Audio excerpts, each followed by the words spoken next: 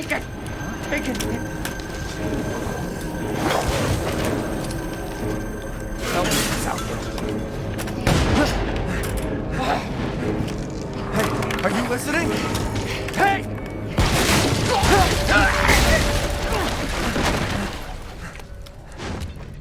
What the? Shit!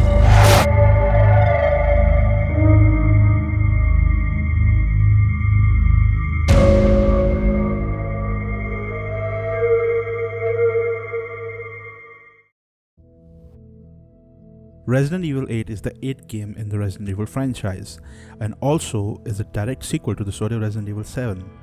लेकिन अगर इस गेम को हम लोग डीपली देखें तो it is a spiritual successor of one of my most favorite games of all time. और वो कौन सी गेम है उसके लिए we have to take a trip down the memory lane.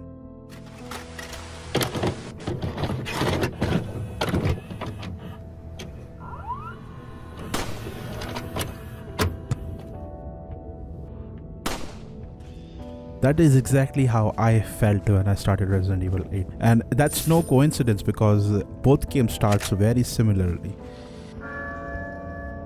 Oh, la campana. Es hora de rezar. Tenemos que irnos.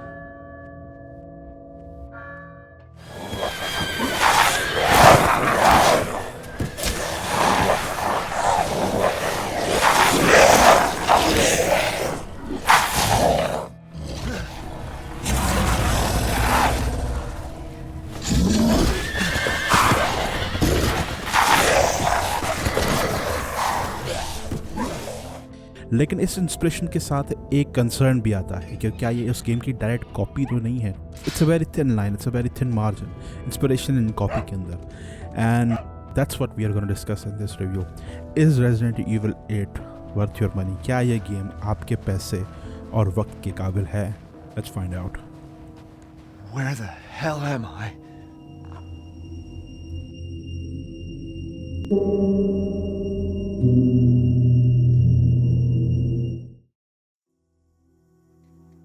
Village, similar to its IP's identity, follows a very simple, linear, and semi-open world design, which lacks any form of true open-world exploration. But whatever it lacks in exploration, it tries to make up for it in the graphics and variety department. Because the graphics of this game, the texture model, the lighting, and the character models all look fantastic and superbly optimized. And I was surprised that I didn't have a single FPS drop throughout my playthrough. Not even single FPS. It is that optimized, and that is thanks to the re-engine that is pushed to the brim by the developers of this game. And as for the variety, there's a wide variety of locations to visit. Aside from the village, there are 4 different sections that you fight the bosses in, as there is a wide variety of bosses to fight.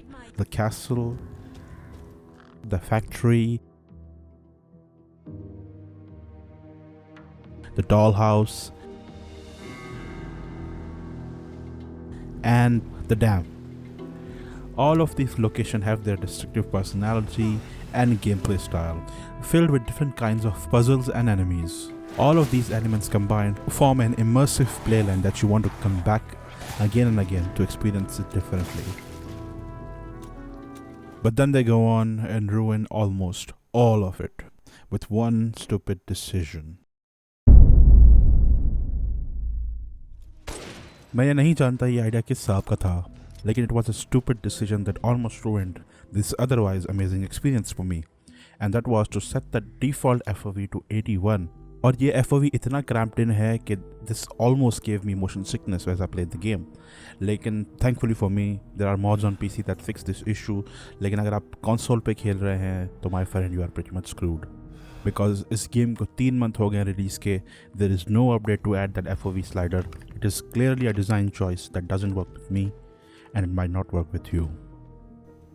But thankfully there's one thing that this game does so well, it almost holds this game up from all of its flaws. Of there are many.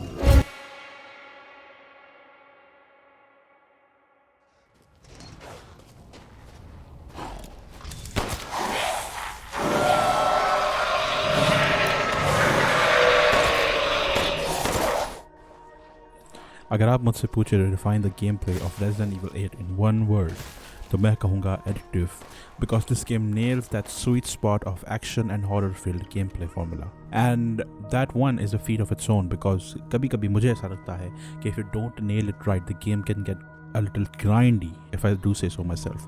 And this kind of feeling I had in Resident Evil 7, because sometimes I didn't have enough ammo to face up against the bakers.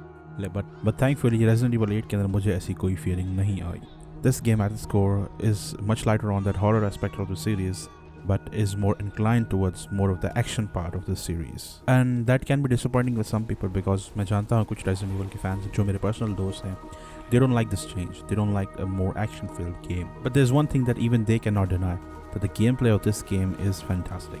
And the combination of different kind of pistols, shotguns, and other weapons that you can unlock through challenges is so fun that you want to come back again and again to experience it. And that's because this game has some serious replayability. Your first gameplay walkthrough can be totally different from the second playthrough walkthrough, with infinity guns that you can unlock in that extra content shop, जिसकी वजह से इस game का level of tension बहुत कम हो जाता है, and you can enjoy looking at this beautiful world and enjoy that amazing FPS experience that is true AAA quality. Aside from shooting stuff, a lot of classical Resident Evil franchise elements are back here, like crafting and searching for specific keys for certain kind of doors. Puzzle solving is back, and one thing that is imported straight from Resident Evil 4 and 7 is the treasure hunting. And I personally believe that treasure hunting is the most important part of this game, because if you don't treasure hunt enough, you don't have enough cash or currency at hand, without which you cannot upgrade your gear and have that extra edge in different enemy encounters. And if you don't have that edge, my friend, you will die a lot. This gameplay loop of shooting enemies and treasure hunting combined form an immersive gameplay experience that is addicting and rewarding, and it has a sense of progression of its own. That's what this game does so well. But what this game doesn't do well, and is perhaps the weakest part of this amazing game, is Gifts we gave, but more you took, she snarled. So more in turn is due. To be very honest, story has never been a strong point of the Resident Evil series. But when you see a product with such a high level of production quality, you expect the same thing from all of its elements, where some of it is nailed perfectly but others are ignored. And story is one of the ignored elements. The story on paper sounds very interesting, that your friend has turned his back on you and your child is in danger and you have to go find your child in this remote village. But what this game fails to do is utilize its story and characters in a meaningful way. For example, at the start of the game, when you arrive in this village, you see there are survivors there. And like any good person, you help these survivors. And then they take you into their safe house. And when I first arrived in the safe house, I saw all of these non-interactable NPCs and characters, I was like, maybe these characters add more value to this village, add more lore to this village, maybe how the village was born, and how Mother Miranda or the Megamycete got here. And clearly, as they were speaking, they were talking about their friends and families outside of this safe house. And I was thinking that maybe there are some side missions regarding these people. Maybe if I bring them back, they will give me special rewards or an alternative ending. As I was thinking of all the possibilities that could be,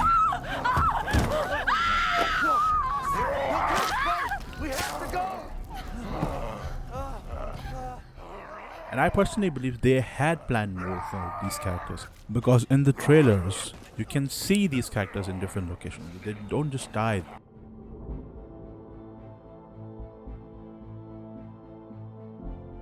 Maybe there was something planned here. Maybe the content was cut. I don't know.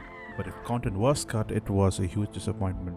And this kind of trend follows throughout the game, where some bosses that are very interesting and cool are underutilized and are more of a stepping stone towards the endgame bosses. And let me tell you, those endgame bosses are not as interesting or motivating as those initial bosses. Bosses like Moreau or Heisenberg, I didn't connect with them. And Mother Miranda's motivation to do all of this is as bad as the dialogues in this game, and I must say the writing department really dropped the ball on this one. There are some pretty stupid dialogues, especially by Ethan himself, that make you hate these characters even more and waste the potential of some of the greatest characters there could have been. The world and the gameplay, these two sections are exceptionally well done, but the rest of the game and the characters of this game, not so much. और इसी के साथ हम आ जाते हैं हमारे final verdict पे. सारी बातों को मद्देनजर रखते हुए अगर इस गेम को हम लोग देखें तो जो प्रॉब्लम्स मैंने देखे शायद आपके लिए इतने बड़े प्रॉब्लम्स ना हो, but for me they were. And on my personal scale, this game is a 7 out of 10. It's a good game that is held down by shabby writing and stupid dialogues, but it still is a good game nonetheless. And that's it for the review, guys. Let me know if you liked this video or disliked it. Let me know your opinion about this game. And inshallah, I will see you guys in the next one. Allah Hafiz.